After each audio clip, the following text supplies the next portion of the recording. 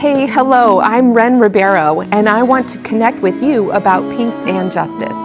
We are interviewing women who labor for peace, as we have forever and always will, until we all feel peace in our homes, our workplaces, our communities, and especially our bodies and minds. This initiative is named Mujéres Co-Labor for Peace. It's a show of intimate conversations with justice workers who are healing their self and communities from the effects of misogyny, capitalism, and climate change. Welcome to the show. My name is Ren Ribeiro, and I wish you complete wellness and lasting peace. Our guest for episode 17 of Mujéres Co-Labor for Peace is Bitsy Joy Bentley. She and Gail King have been leading an anti-racist embodiment practice that I have relished nearly each week for the past few years.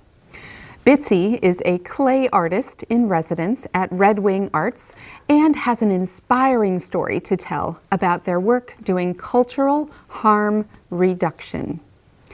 Let's check in with our hearts for a moment. My heart is feeling peaceful and I'm going to say inspired. How is your heart? Let's take a moment to breathe into our hearts and then meet up with Bitsy Joy Bentley.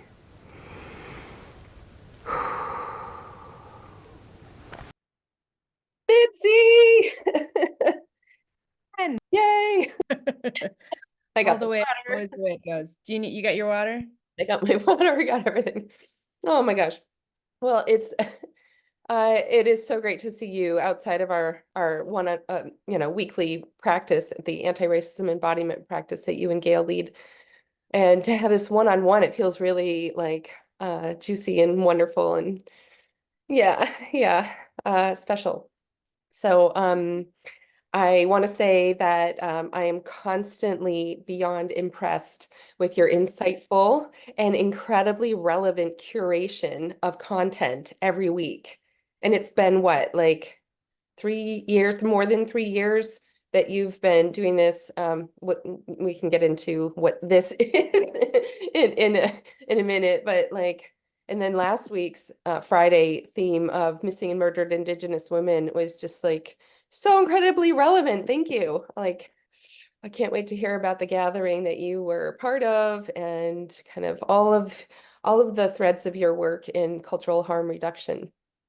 Yeah, but one of the things that we do, and you see this little heart this way on this my studio image here, is do a heart check-in at the beginning to just be like dropping in and like you teach the embodiment of how are we in this moment? So, like a word, a phrase, a story, or a gesture, like anything that you might want to share about how your heart is in this moment.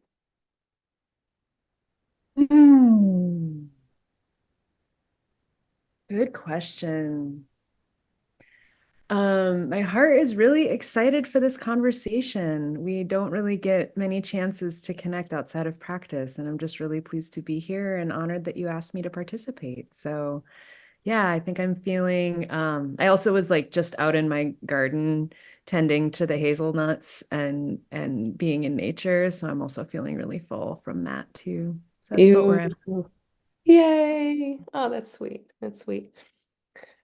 Ah, yeah, deep breathing. I like pause often in this show to take deep breaths. And for the audio listeners, it's probably really disconcerting and not very exciting, but the content, especially of, healing the effects of misogyny, capitalism, and climate change. They're not lighthearted subjects, and so they require some deep breathing and or just like that check-in, constantly going back, and just like, how am I now? How am I now? Yeah, I'm besides the cold, I'm feeling really excited to have this conversation as well because you do so much good things in the world and I want to hear all about it. Do you want to kick off with any particular thing or do you want me to ask questions? I like responding to questions. So, Cool. yeah, what are you curious about? Well, yeah, I'd love to start with how was your day of awareness for missing and murdered Indigenous women and others? So it was very interesting, organizing with Native people as a Wasicu, as a white settler, can be really challenging because time is a little bit different, and space is a little bit different, and sometimes the Facebook invitation that you get goes directs you to a place that is not actually the correct place. So my friend Tasha and I actually got quite lost. And we wound up, it was a really powerful day altogether beyond the gathering because we went to Fort Snelling, which is the location of a Dakota concentration camp after the war in Mhm. 1862. And so there was this moment where I was there with my collaborator in the local and native clay work that I'm doing. um, and we're walking around just being creeped out by the grounds and like trying to find the other people that we're meant to be there with.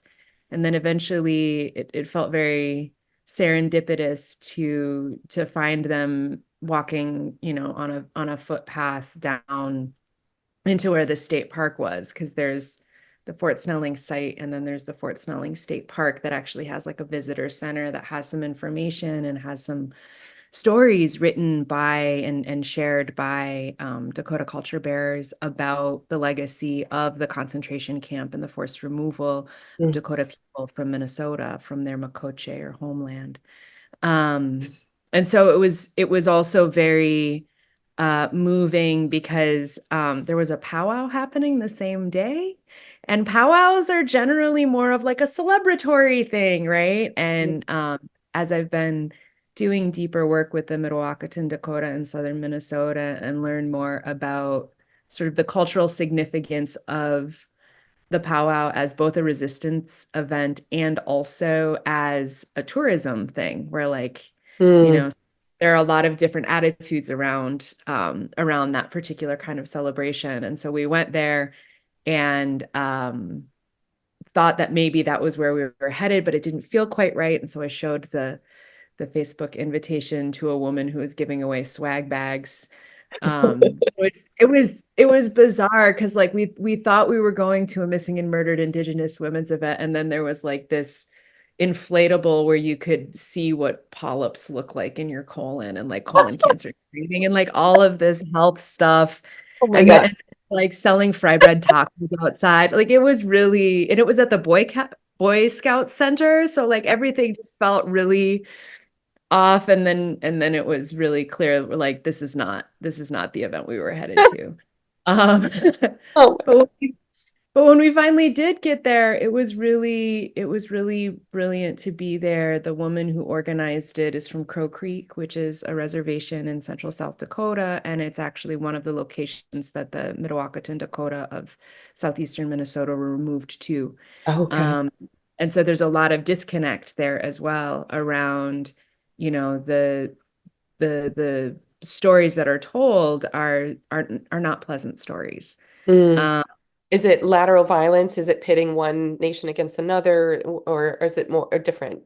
it's all of the above, and also really deep historical trauma around the Dakota genocide and the execution of the Dakota 38 plus 2 and the forced removal. And so we heard some By stories. Abraham Lincoln, right? Like, Yeah, Abraham Lincoln is the one who ordered the execution of the Dakota 38 plus 2.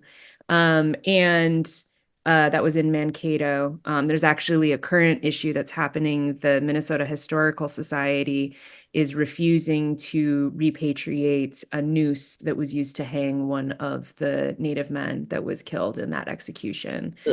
And yeah, and they've known about this since 2011. They are denying, so the local indigenous community here, Prairie Island Indian community, which is a federally recognized tribe, um, they put in a request for repatriation of that item to do some healing ceremony, and the Minnesota Historical Society is saying, no, we're not gonna do that, even though it's a violation of NAGPRA, Right, right. the Great Repatriation Act. So yeah, We got to say that one again. I don't think that came through. The oh, Native American graves. NAGPRA, it's Native American Graves.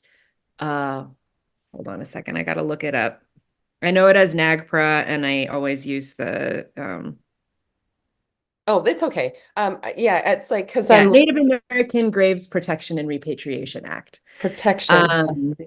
yeah, and the argument is that because it wasn't in a grave, that it isn't a funerary object or an object that is worthy of, yeah. And it's so typical, really heartbreaking to see. What's it gonna take? What's it gonna take? It's like, oh, so again, you finally you landed in your space, Yeah, the in the gathering. space. It was really lovely. We were there with this woman from Crow Creek and her mother, and the visitor center there had a really great display, and it was really heavy. It's heavy to read these stories, and especially the stories that are being shared from the women and from the grandmothers. And it was about remembering our grandmothers was what the event was about. And I feel very lucky that we were able to go there. And then after the event, Tasha and I walked around in the park a bit and spent some time in nature. And just recognizing that place as a sacred site, and there's a lot of really great work that's Dakota led that's happening in the state of Minnesota right now. Mhm. Onwanami Yonami Okodayapi is an organization. It used to be, I believe, the Friends of Phelan Falls. And they're doing a lot of really great things around this sacred site that had actually been dismantled for mining. And then there's also Wakan Tipi, which is, holding stewardship of another sacred site. And there's been a transition in the state of Minnesota in a few of these areas of, white founded and led organizations around nature sites that are starting to transition into Dakota leadership. Nice. And so I've been very lucky to be able to hear from a lot of those culture bearers and leaders through uh, presentations from the Honoring Dakota Project, which is something that I'm involved with in Red Wing, Minnesota. So I started driving up once a month from Chicago in order to attend events. And the first phase of the project, it was initiated in the summer of 2020 because there's a real lack of mental health support Mm. for Native and Black young people, specifically in Red Mm. Wing. And uh, because, Red Wing is named for a Dakota chief. Mm. And at the time, there was no representation of Dakota culture or Dakota landscape in Red Wing. Everything is very much around settler colonial aesthetic. Mm. And that was established in the 1860s when settlers began uh, settling there. And there's a bluff that overlooks downtown Red Wing called Gemenicha. Ah, 2014 was actually when the name reclamation happened. The settlers call it Barn Bluff, but the true name is Gemenicha, which means hill, water, wood. Hill Um, water wood. Hill, Hill. water, wood in Dakota. Yeah. Um, and so there's a interpretive center at the base that all has, it's in Dakota language first, and it's all stories from folks at Prairie Island. There was a name reclamation ceremony that happened, and a lot of work that's happening now around having more Indigenous stewardship of that space.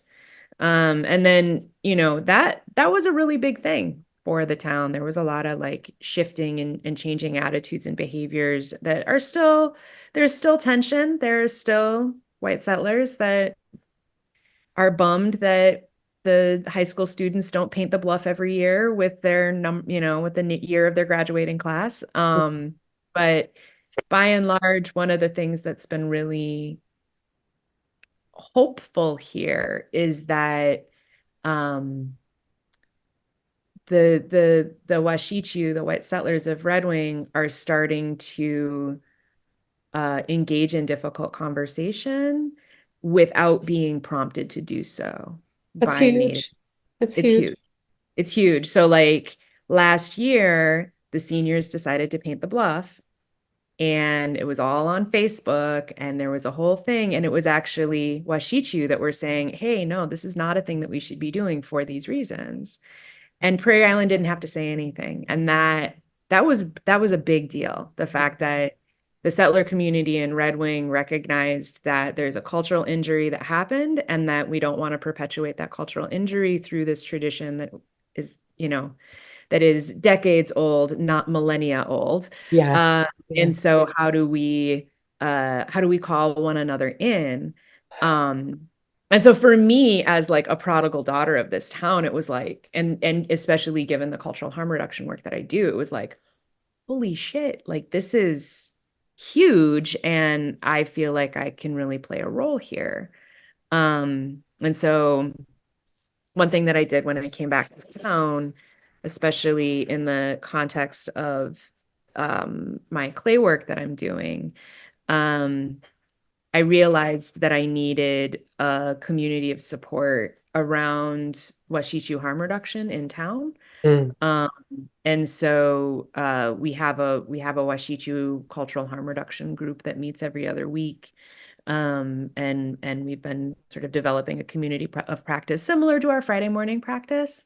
But it's a little different because these are like people that I grew up with, so it's a little different. And it's in person, right? It's in person, like we're all at Bay Point Park, Yeah. by, the place where Dakota women used to go to give birth. And But he knows a little secret about everybody else.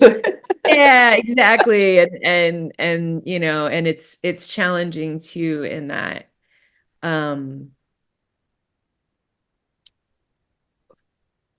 how do I say this? The Friday morning practice is amazing because it's open to the public and people can pop in and pop out, and but if somebody comes and doesn't have a great experience, it's not like the end of the movement, Or the right? community. The community, Yeah. right? Like Yeah. it's not as tender as it is when it's like the person who lives across the street, or the Yeah. person who like and so there's a certain level of pressure in that work, in navigating it. Yeah. Yeah. So you had mentioned sort of like the curation. So in the Friday morning practice, typically I'm the one who's bringing the primes together, the things that we respond to, the thing that is meant to provoke a somatic elicitation. Um, and a lot of it really comes from what I'm personally dealing with, quite honestly. Nice. Um, a lot of it in the beginning, I had been working with an organization called Stop Online Violence Against Women, researching targeted harassment online Oh, directed towards Black women and children. And in the course of that research, sort of looking at like, I had to read the Buffalo Shooters Manifesto for that work. I And remember so when we did that. Yeah. Yeah.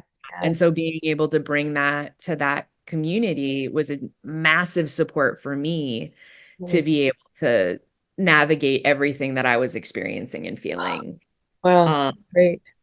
because for me it surfaced the eco-fascism that some mass shooters are inspired by, and as a climate justice activist, it was like, well,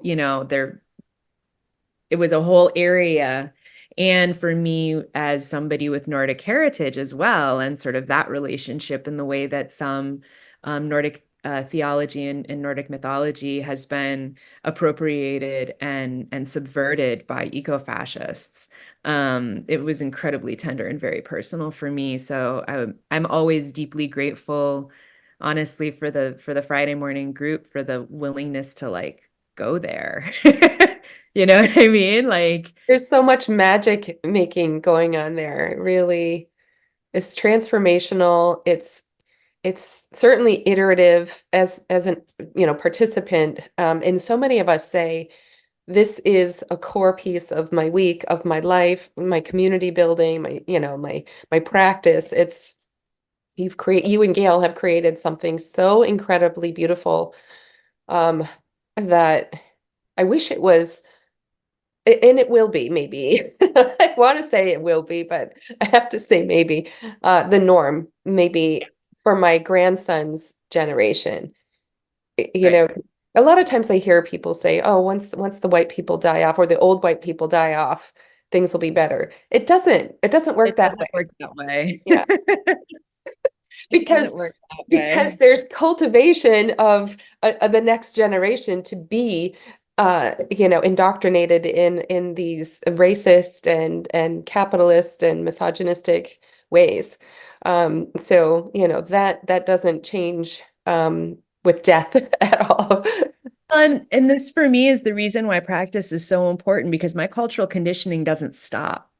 It's still there every day, right? Like it's still there every day. Yeah. Because the cultural conditioning doesn't stop because it's so ubiquitous, because it's everywhere. It's in our media, it's in Right. everything that we consume, it's in the air that we breathe, it's in the water that we Literally, literally. Yeah. literally.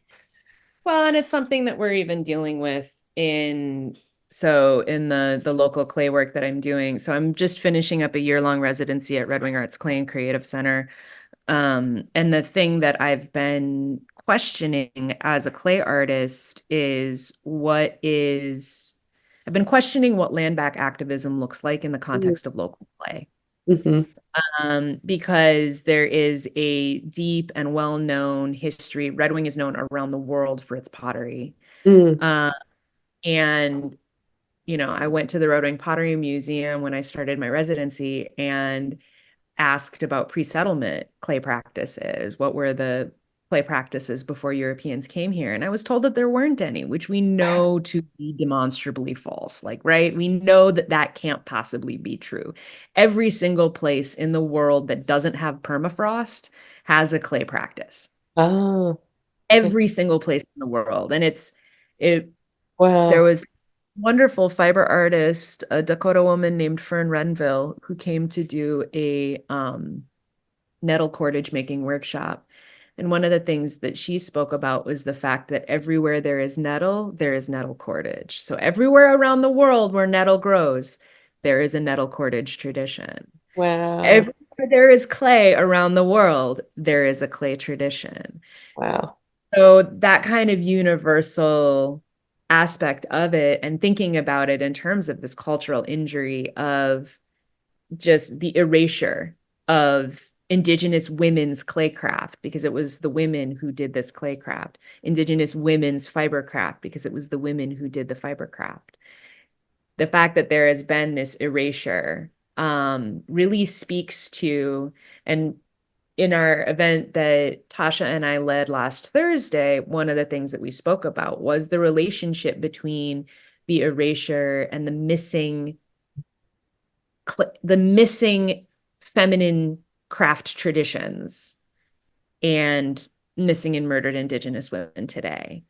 That these are of a piece, right? Like there is a relationship between this. It's related and it's So many threads to weave together and to, kind of do that work that you're doing, the cultural harm reduction. And I love that you name yourself that and do that work. And so many things are coming up in my mind of like, oh yeah, and oh yeah, like yesterday, my daughter and I went to a beautiful reconnecting with the earth retreat from like all day with my grandson. So the three of us, like three generations. It was really sweet.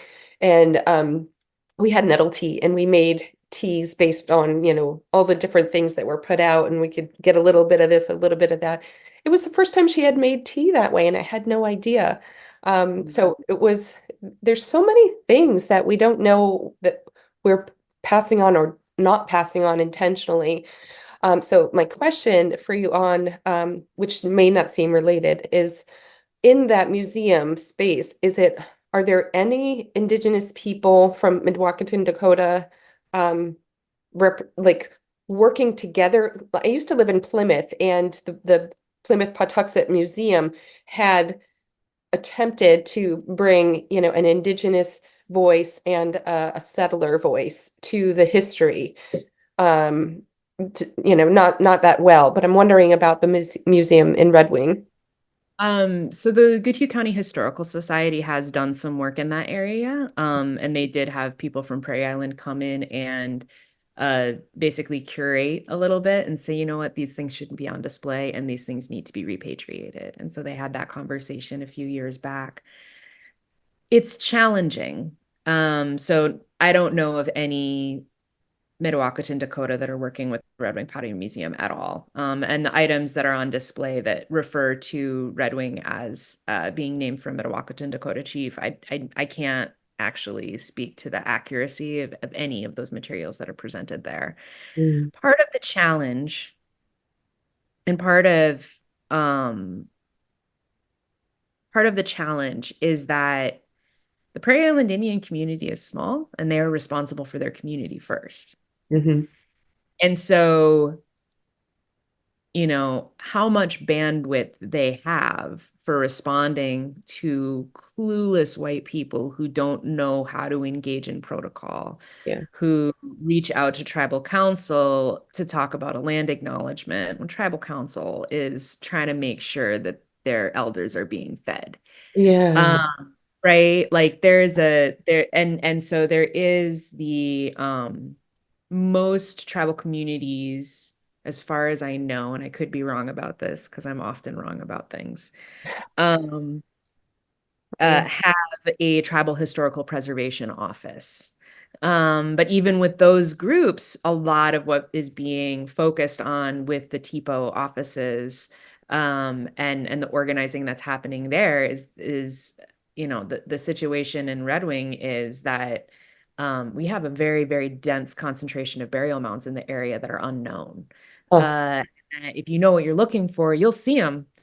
You'll notice, you'll recognize, but there are cemeteries everywhere yeah. around town. And in fact, downtown was built on top of burial mounds.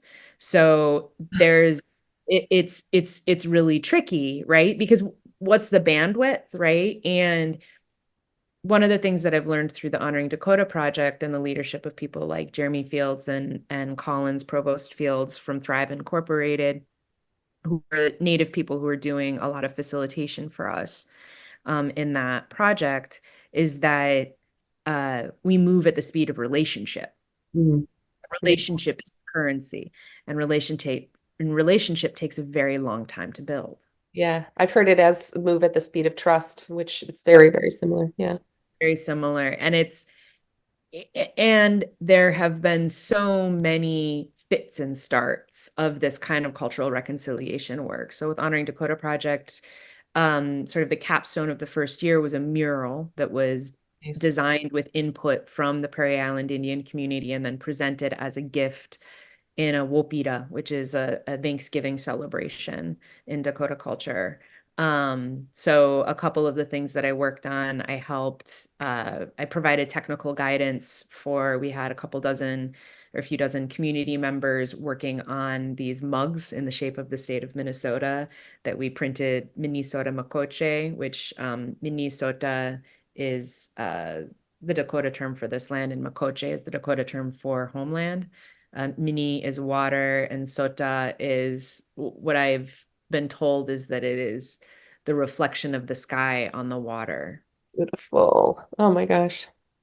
And so we made these mugs. We made about 100 of them and gave them away to the Prairie Island community, along with some little smudge kits and a few other things, because gifting is a really big part. The Dakota ancestors all lived in really deep communist democracy. And so the disruption of capitalism and colonial capitalism, specifically to the fabric of the land and the fabric of the Oyate, the people, the nation, You- has been really the deeper I get into it, before coming back here, I did not know very much. I didn't know about the Dakota genocide. I knew more about the Haudenosaunee Confederacy than I did about the Mdewakanton Dakota before moving back here. And I recognized that it was my own fear and it was my own, Mm, um, it hits harder. It's more personal. It's yeah. hyper local. I am a third daughter of a third daughter of a third daughter that were all born Catholic settlers on stolen Dakota land. And there's a familial connection in the genocide perpetrated by my ancestors. Yeah. I've And been reckoning with that myself. Yeah, like my ancestors go back to the early 1500s, and the patriarch was the one who led the first Indian War, otherwise known as King Philip's War, and or not the only one, but one of them. And he founded Concord and Lancaster and all of that, and that's what he's known for. But I went to a talk in Petersham, which supposedly is named after a guy named Peter with a ham, but I don't know if that's true or not. And the indigenous or the she's a white, black, and Nipmuc, the woman who led this presentation, talked about indigeneity and indigenizing oneself as more of a generative and empowering aspiration than decolonizing oneself, which feels like heavy and burdening. And I'm wondering, well, what you think about that, but also what do white people or European Americans identified as white make mistakes around in attempting to understand their indigenous their roots or learning from Native American culture.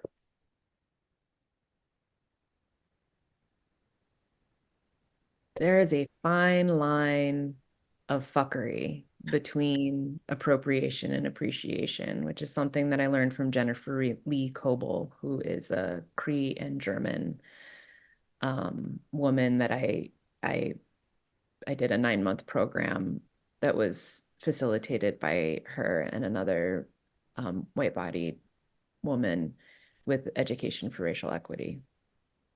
And it's that fine line of fuckery. And I find that the thing that Wasicu or colonizer culture, the common thread that goes throughout is one of extraction. Um, when I have worked with, in my work with Native people, and I'm just beginning, I'm just scratching the surface. I mean, that was the thing that my friend Tasha, who is Sisseton Wapatinoyate, a Dakota woman who was born on the Sisseton Reservation in South Dakota. We're just scratching the surface of the work that we're doing with local clay. The next phase of our work is really interested in kind of going on the road. And the dream is that we want to bring the Makoche to the people who have been exiled from it. That's beautiful. Uh, May you win many, many grants to do this work. Big well, one. and that's a part of it, right? Is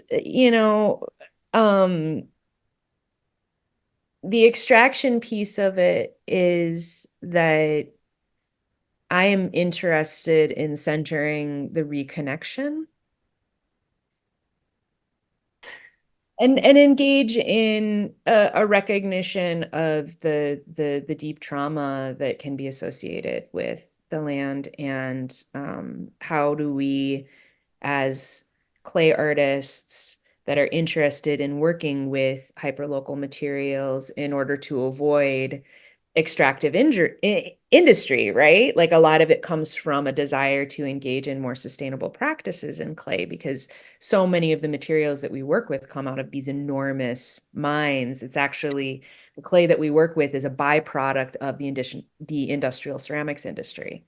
And so there's sort of this desire to go hyper local and to have a deeper relationship with the land. But if we don't do that within context, we have the capability of causing further harm.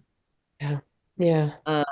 And there is an opportunity for reconciliation in that work. And I think that some of the mistakes that white people, that Wasicu, that colonizers, that settlers do is we try to move too fast. The urgency and the expectation of comfort in particular, I think, are a couple of our conditioned tendencies that really get us into trouble when seeking to build relationship.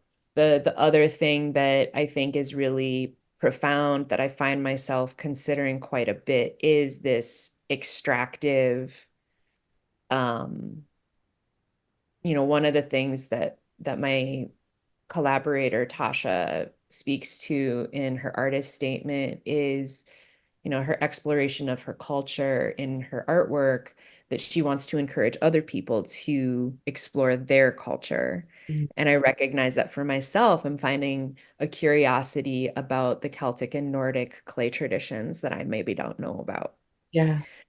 Right. Renee and I actually are doing every single week. We still meet to talk about indigenizing ourselves. We're kind of from the same area in Western Mass or ish, close enough to drive. And it's really a lovely practice. And we similarly feel like we're just scratching the surface. We're just getting started, and it will take generations, but we have to keep on keeping on doing that work. And I want to. The work of decolonization and re-indigenization, Yes.